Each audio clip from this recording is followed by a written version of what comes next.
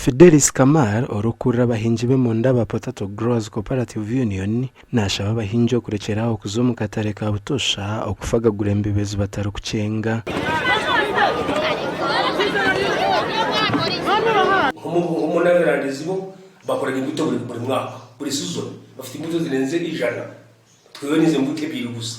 So umuhinzi nukuba maso ntafe kujya guhora marahomba ura kugura imbuto utazi yavuye. So ni gutera umuranga abahinzi baye bashakira imbuto nzima kacwekano.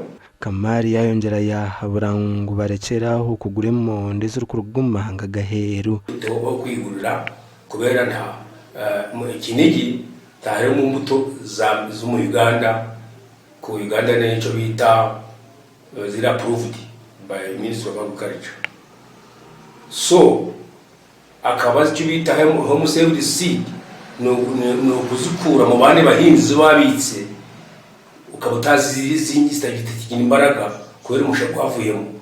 Nagira ngo emonde z'ukurugaheru ya Uganda tizinde mutindo murungi kandi yabarabara no kwegendesereza okuhingisa orwezo. Kamara rukurabiro Ministry y'Obuhingi nashaba government okuhereza abahingi mu bonsike zicyocirwe kurungi kugira ngo mayifu Amerika kacwekano ni imbuto ekayikora ubushakashatsi hibare kuje harico bita school house operators abo nabo bakanyishaga kubonye ubwinshi bw'izo mbuto.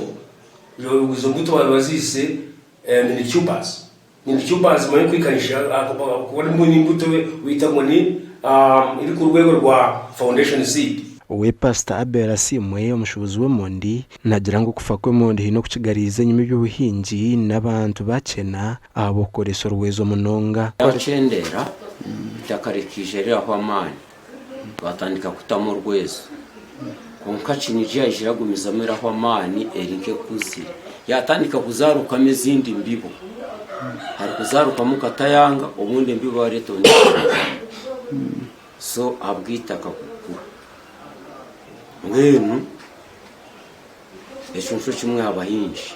Richard Buturo Rich na umuhingi w'emondi kandi omushubuzi w'embi bo kuruganya na Mutano Council nashaba government okwasa abaturage bakatunga embibo z'omurembe kandi bakabatungira na katare k'emondi. Ngo nukabute emondi kizina katare abwo kugira ngo abakenya bine president urabayamba bo barahinga emondi zere itwe kunuya nakatare kagwire habwezo emondi ziri twinjirira.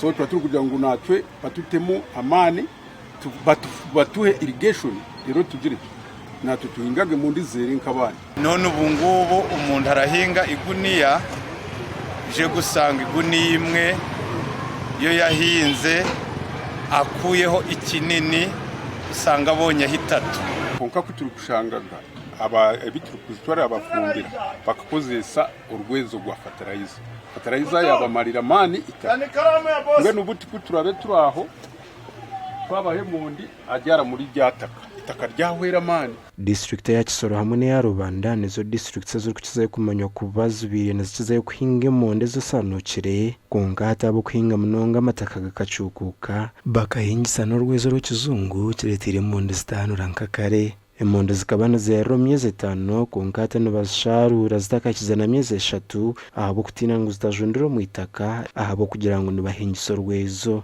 Obwahati yakutiya y'emonde ri ha 25 gasha kwa 3 zarirwe.